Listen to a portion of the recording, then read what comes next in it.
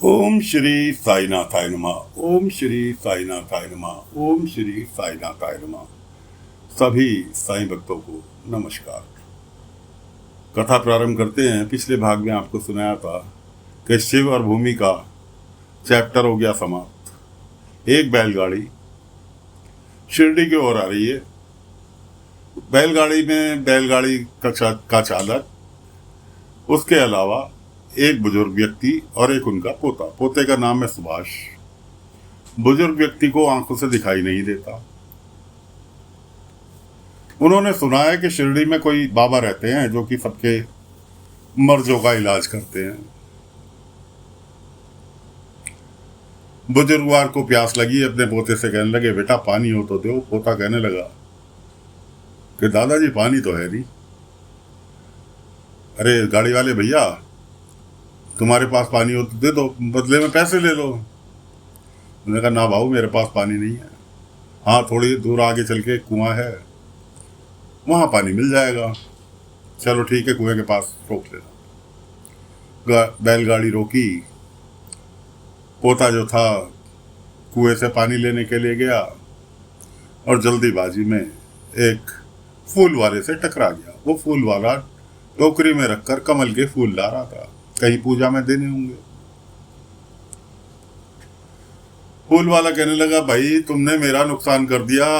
मैं इतनी मेहनत से फूल लेकर आया था, तुमने मेरा नुकसान कर दिया। पोता अकड़ में बोला, तो पैसे देके 5 रुपए उसको दिए और कहने लगा, ये लो अपने नुकसान के पैसे। ज्यादा बोलने की जरूरत नहीं है, इससे ज्यादा कीमत नहीं होगी तुम्हारे फूलों की। उसने कहा, बात वो नहीं है, कीमत की नहीं है। सवाल है कि मैं इतनी मेहनत करके तालाब में से कमल के फूल लेकर आया था जो मुझे पूजा में देने थे। अब मुझे वहां पर जाने में विलम्ब होगा। क्या उसकी विलम्ब की कीमत ये 5 रुपए अदा कर पाएंगे जो वहां पूजा में विघ्न पड़ेगा? लेकिन पोता आकड़ में था, उसकी एक न सुनी। यहां तक कि उसने, फूल वाले ने कहा, एक दिन तुम्हें इन 5 रुपए की औकात पता चलेगी। फिलहाल तो तुम अपने घमंड में चूर हो, लेकिन तुम्हें एक दिन 5 रुपए की अपनी औकात पता चलेगी। खैर जी, फूल वाला तो बददुआ सी देके चला गया। पोता पानी भर के ले आया। दादाजी ने पानी पिया। उसके बाद गाड़ी फिर शिरडी की ओर चली। शिरडी के सीमा पर खंडोबा मंदिर है। आप सभी ने देखा है, अगर आप शिरडी गए तो सभी ने देखा है। पहले से वो खंडोबा मंदिर जो है, आज तो बीच शहर में हो गया, हाईवे पर हो गया, लेकिन पहले शिरडी की सीमा कहलाता था, सीमा द्वार। बुजुर्गवार कहने लगे, बेटा ऐसा है सुभाष, अब मुझे कोई मंदिर आए तो गाड़ी रोक लेना, क्योंकि बिना पूजा किए, भगवान के दर्शन किए, भगवान को कमल का फूल चढ़ाए मैं कुछ नहीं खा सकता। मैंने मन्नत मानी है। कोई बात नहीं जी। उधर बाबा खिचड़ी बना रहे थे द्वारका माई में बैठे हुए, और इतने में जीवताई अपने पति और अपने बेटे के साथ आई। पेट में हो रहा था दर्द। बेटा कहने लगा कि साईं, मैं तो अपनी आई को समझाते समझाते थक गया। नगर गया था, वहां से कुछ सीताफल ले आया और ये स्वाद में ज्यादा खा गई। जीवताई बोली, अरे तो क्या हो गया, खा गई? साईं की उर्दी मेरे को सही भी तो कर देगी, इसलिए मैं आ गई साईं के पास। बाबा ने कहा, हाँ जीवताई, कोई बात नहीं, कोई बात नहीं। बाबा ने उर्दी घोल के दी, उनने उर्दी पी ली। साईं, ये तो आराम ही नहीं मिल रहा। बाबा ने कहा, जास्ती के लिए ईश्वर भी माफ नहीं करता। अगर किसी चीज की जास्ती करोगे, ईश्वर ने हर चीज के एक नियम बनाए हैं, खाने के, रहने के, पीने के, सोने के। लेकिन अगर उसके साथ में जास्ती करोगे तो ईश्वर भी क्षमा नहीं करता। जीवता ही आराम मिल जाएगा, तुम थोड़ा सब्र करो। ये उदी जो है ईश्वर का प्रसाद है, और जो ईश्वर के साथ जास्ती करता है, ये प्रसाद उस पर असर नहीं करता। इसलिए इस चीज का ध्यान रखना। फिलहाल तो दर्द थोड़ी बहुत देर में बंद हो जाएगा। खैर जी, बाबा खिचड़ी लेके पहुंचे खंडोबा मंदिर। उधर बैलगाड़ी रुकी खंडोबा मंदिर पर। दोनों दादा पोते उतरे। दादा ने पोते से कहा, बेटा वो कमल का फूल दे दे जो मैं भगवान को अर्पित करूं और उसके बाद मैं कुछ खा पी सकूं। बाबा वहीं थे, पहुंच चुके थे।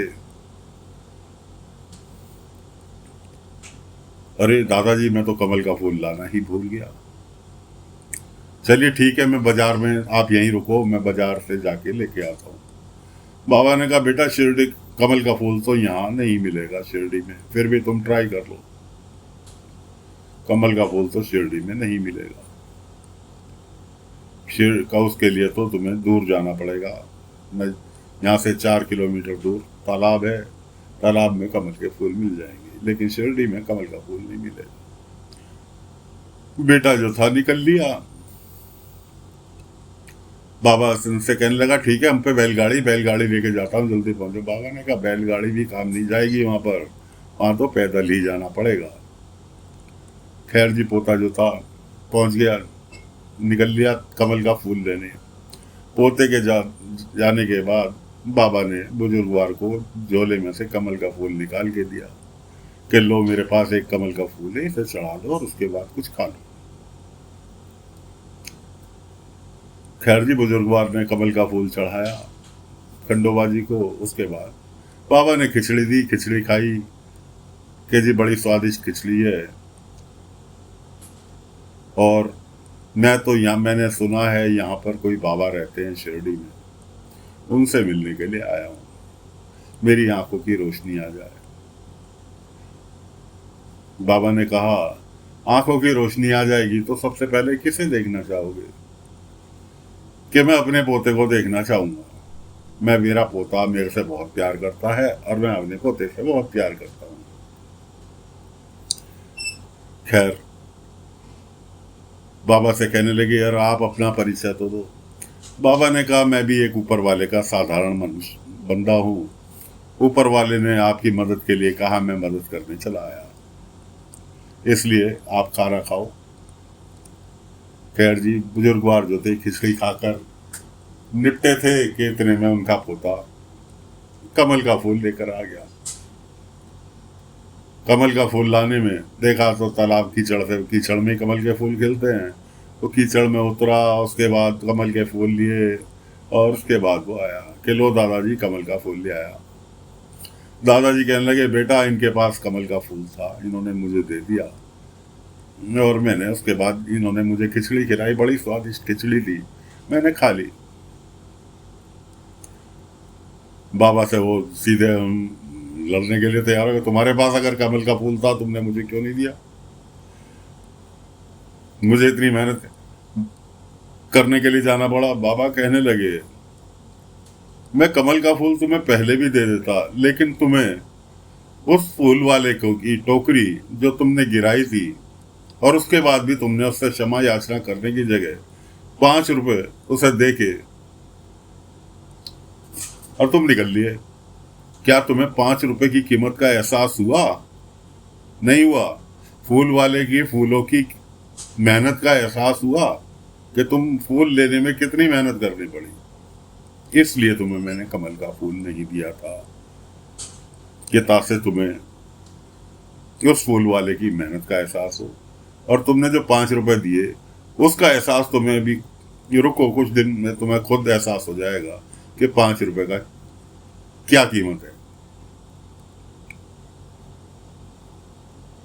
खैर, बाबा तो वहां से कह के निकल लिया। वो भौचक्का, आप कौन हैं मुझे बताएं, आप कौन हैं मुझे बताएं, आपको कैसे पता?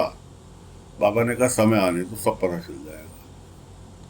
खैर जी, बाबा तो वहां से निकल लिए। अब वो दोनों जो थे घुसे शिरडी गांव में। मुलाकात हुई मालसापति जी से। मालसापति जी से मुलाकात हुई, रुक गई बैलगाड़ी, रुक गई कि काका के हाँ बताओ कि हमें यहाँ रात को रुकने के लिए, एक ही रात हमें रुकना है, रात को रुकने के लिए कोई सराय है, धर्मशाला मिल जाएगी? हाँ बिल्कुल मिल जाएगी। मालसापति जी उसे दीक्षित वाड़े में ले गए। दीक्षित वाड़े में जो था, दादाजी आप यहीं रुको, मैं कमरा देख कर आता हूँ। कमरा देखने के लिए गया, एक पलंग पड़ा हुआ था, मालसापति जी कहने लगे यहाँ नीचे तुम लेट जाना, तुम्हारे दादाजी ऊपर लेट जाएंगे। ओ बड़ी टशन में बोला, मैं कमरे में तो मेरे नौकर भी नहीं सोते, और तुम्हें पता नहीं मेरे पिता जो हैं न्यायालय में शासकीय अधिकारी हैं। मालसापति जी कहने लगे, भाई तुम शिरडी आए हो और शायद साईं से ही मिलने आए हो। कि हाँ, हम साईं से मिलने के लिए आए। अब तुम्हारी इच्छा है, रुको मत रुको, कहाँ रुको, मेरे को तो जो पता था मैंने तुम्हें बता दिया। मालसापति जी भी वहां से निकल लिए। तो दोस्तों, फिलहाल कथा को यहीं पर विराम दे रहे हैं। अगले अंक में आगे की कथा लेकर फिर हाजिर होंगे। तब तक के लिए आज्ञा दीजिए। ओम साई राम, ओम साई राम, ओम साई राम, ओम